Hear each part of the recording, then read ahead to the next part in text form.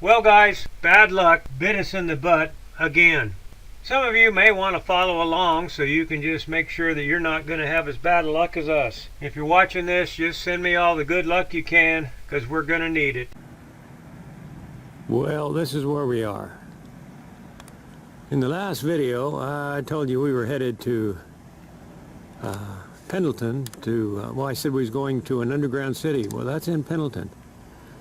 And we stayed one free night on the other side of this building in their parking lot. Then we moved over to here. I don't know why he started up his diesel. Odd. We moved over to this spot and just now got hooked up. Now, we got appointments to go see that underground city today. I don't know what it's all about, and probably never will, because I'm not going to be going. Yep. If you've seen the little video I put on here earlier, the end of September there, because that's what it is right now. I put a deal on there needing help. The truck blew up. It's a knocking. No power. Barely made it here. So, this isn't a cheap place to stay. And I don't know how long we'll have to stay until they can put a new motor in it or whatever it needs. We thought it was an injector at first, but fired it up this morning and it's knocking. Odd sound. Sounds like it's in the top. I don't know what it is. There's some diesel places around here. I could have it towed over to the Dodge dealer 30 miles away. Cost me $200 to have it towed. But they got some good places here in town, I think, that work on these. And that's probably what we will do. If we can get it, wherever we can get it in is where we're going to try to get it in. Then, to make things worse, turn that around so I can see me. To make things worse, what'd that do? To make things even worse, we got parked here and everything. We made it here. I mean, it is what it is. I can't afford to buy a new truck. But if this keeps breaking down, I can't afford to keep it. So our adventures may be coming to a halt anyway on the truck and the trailer. So, you know, that is what it is. But then we went into a cafe there and had a meal. And hey, before we walked across the parking lot and got to the RV here, Vicky was sick. Real sick. Sick enough I asked her if she wanted to go to the hospital, and she said to call an ambulance. I said, well, we can do that.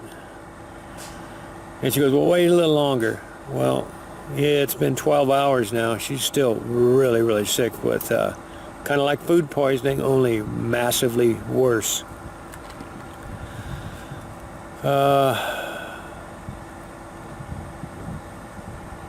I'll take her whatever she needs. That's worrying me more than this piece of shit truck. And she's real sick, bad stomach cramps. So that's our first day on the road here. We were going to go on over to the coast and then continue on down, but who knows what's happening now. By the time I get this put on there and you see it, we'll probably already have something figured out. But thanks for everybody that did comment on that short little video when I asked for any advice. Got some advice, got some people talking to me. And so that's it. Not happy. See y'all later.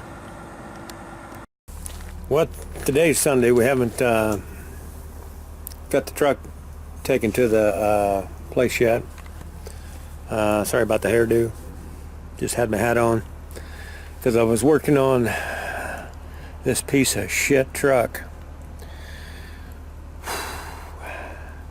I'm going to show you at the end of this. I'm going to hook another video on here, the one that I took yesterday morning when I fired this thing up, and you can hear the knock and the whatever it is. But I'm sitting here today at the table. Pretty nice spot. But we wasn't planning on spending this much time here. Because like I said, it ain't a cheap spot. I'm sitting here and I'm looking over here at the truck. I just got through sprinkling a little bit. And I see that spot right there. And I go, because I'm looking under it for oil, right? Well, why is there a spot there? So I go over there and I look at it. And it's on the rear end. There. Let me see if I can show you here. I mean, it's under the rear end. I'm thinking, what the heck? I'd break a axle or something too? What else? Well, you can see that right there. See that? That's diesel. Well, this lovely truck decided to start pumping diesel out of my tanks. I got an auxiliary tank. And pumped. It holds 60 gallons. I got 18 gallons left. I did use some of that because I've gone, let's see, 100 and then 350 miles on 40 gallons of tank gas. So I used fuel. I used quite a bit of it, but I didn't notice it leaking till just now. So I've been under there working on that, and what it is for some reason Dodge put 2 vents on the top of the fuel tank.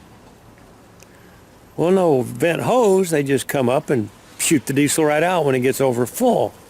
Well, with this other tank bleeding in there, never happened before, but it went up through there and just started pouring fuel right out on the ground. So luckily I had a hose in there and I was able to vent that up to the top. That'll solve that problem. And then I'll probably also not open up that fuel tank auxiliary one until I am real low on the other. But that's today's trouble. Anybody want to buy a Dodge cheap? I about had it with this. So I'm going to go ahead and stick this on there. I wasn't going to stick it on there. You'll see the first of this video. I said I was going to stick it on there later, but I'm going to put it on there now.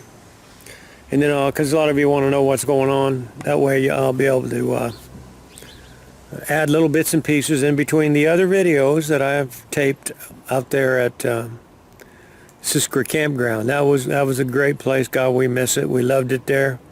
We wish we were still there. We definitely didn't want to be here broke down. But anyway, I want to put that together. This will be a little chopped up.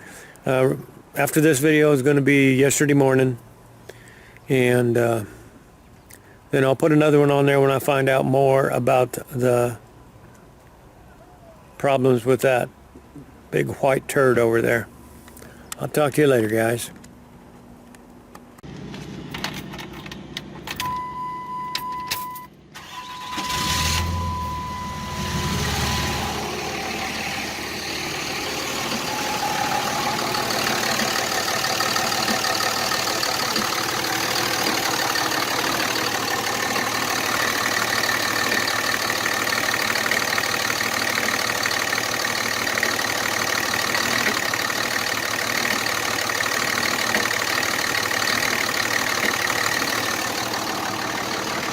I don't know what that is, but you can hear it clunking. I'm going to try to get this thing parked.